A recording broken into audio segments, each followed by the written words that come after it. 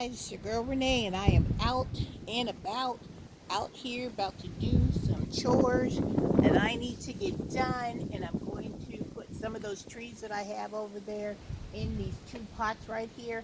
So I figured I'd just set the camera up, let you guys see what I'm doing today.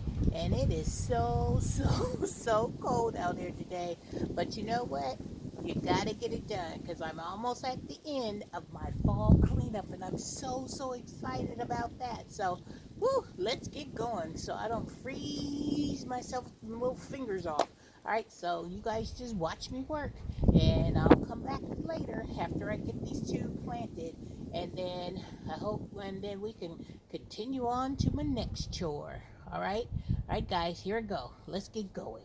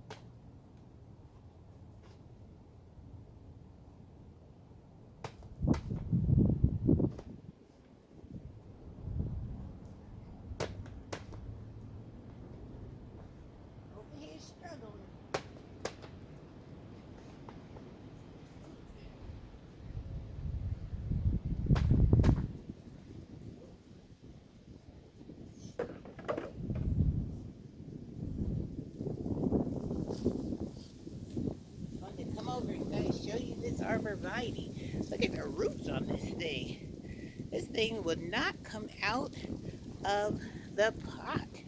Look at the bottom of it. These are the ones I told you only paid like $6 for them. So I'm just going to tease the bottom really good, kind of like break it up. Probably take my trowel and do some scoring around the sides of the plant in order to loosen these roots up. But hey, good healthy plant for only $6. So I'm knocking it out.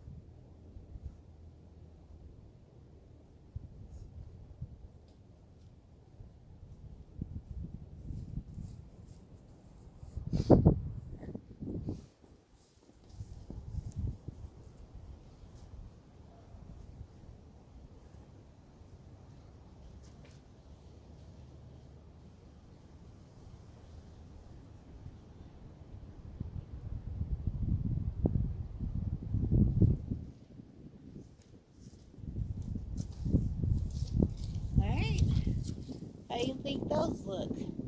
I think in the springtime, I'll put like when they start putting up like the little spring flowers, like the verbena or um, different. I might even do some creeping Jenny down so it can cascade over a little bit. So for now, that's 2 pots. So I just want to guys let you know this is part of my chores today.